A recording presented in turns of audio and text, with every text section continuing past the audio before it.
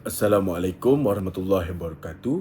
My name is Muhammad Iqmal bin Shamsul Kamal. My metric number is TM23027. So for today, I will present about the project and plan overview. So first is project objective. So the first objective is to evaluate thermal expansion effects on a 6 piping spool. Next is to perform stress analysis using CAEPIPE to ensure system safety. Next is plant description. First is water distillation plant, transporting raw water, steam and purified water. Next is focus on continuous safe fluid transfer under pressure and temperature changes. Next, we move to the main equipment. So the first main equipment is tower vessel. Tower vessel is to perform phase separation of steam and water. Next is heat exchanger. Heat exchanger is to transfer energy without mixing fluids. Next is centrifugal pump. Centrifugal pump is to maintain fluid circulation through system. And lastly is gate and check valve to isolate flow and prevent backflow. Now let's move on to the block flow diagram and 3D model highlights. The block flow diagram clearly shows the major stage in our water distillation process. It starts with feed water, which first enter the heat exchanger. Here, it gains thermal energy before moving into the tower, where the actual phase separation of steam and water occurs. Finally, the steam is condensed into purified water in this condenser. Our 3D model highlights several important elements of the system. Key components include the vertical vessel, pump, heat exchanger, and 6-inch piping. Every major instrumentation point is labeled for easy reference, and valve positions and pipe size are indicated to support safe and efficient operation. Next, we have the isometric drawing and bill of materials for the selected piping spool.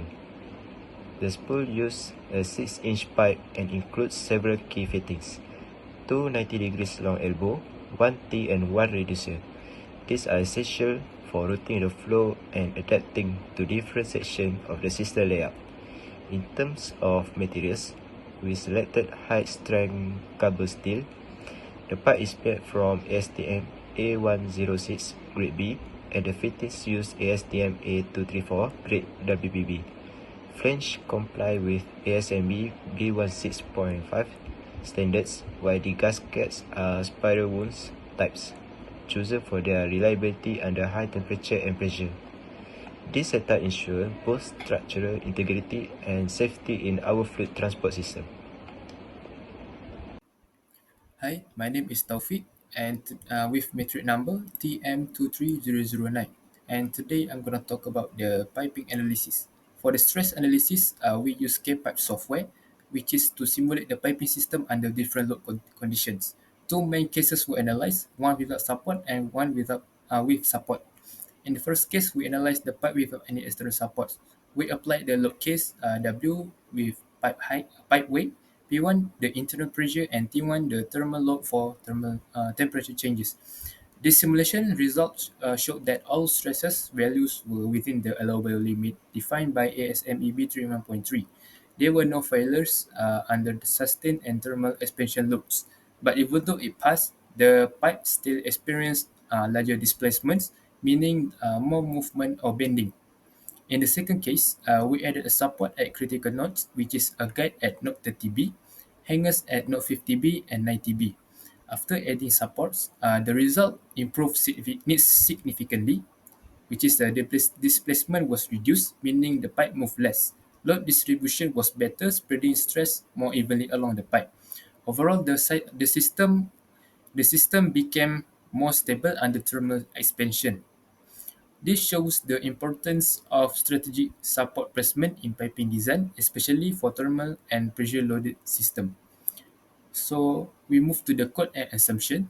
All these simulations will follow the ASME B31.3, which is the process piping code, which is an internationally recognized standard for designing and analyzing process piping system. We refer to load cases from our lab manual, ensuring our simulation matches real testing conditions.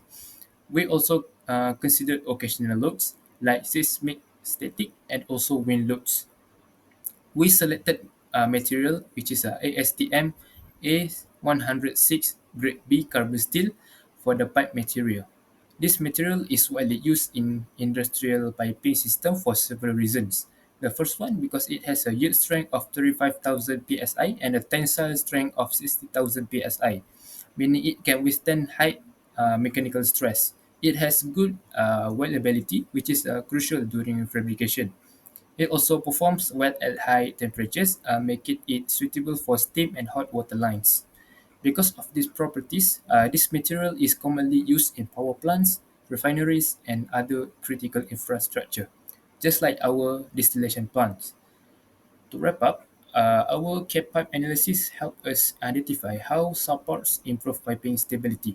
By following recognized codes and selecting the right materials, we ensure the design is safe, stable, and ready for real-world use. Okay, my name is Muhammad Firas bin Shamsul Azhar, TM23013. I'm as the material engineer for this project. Okay, so uh, for the spool fabrication process, we begin with the design and material selection. Then proceed to cutting, beveling, and welding.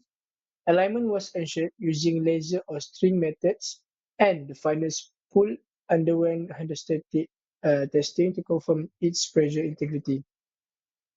We use standard tools like cutting saws, uh, torque wrenches, and welding torch throughout the process. In terms of length, the total spool measured is 8,036 millimeter, including all fittings and flanges, while the pipe only length after accounting for elbows, flange, and root gaps was 4,775 millimeters.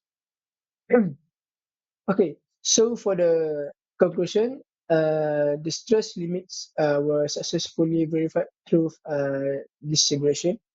The fabricated spool meets code requirements and is fully compliant. So for this project, enhance our understanding of pipe design, stress analysis, support strategies, and fabrication. Most importantly, we apply real industry standards like ASME B3 1.3 and ASTM, giving us a valuable hands-on experience in professional piping design. Okay, so that's all from me. Thank you.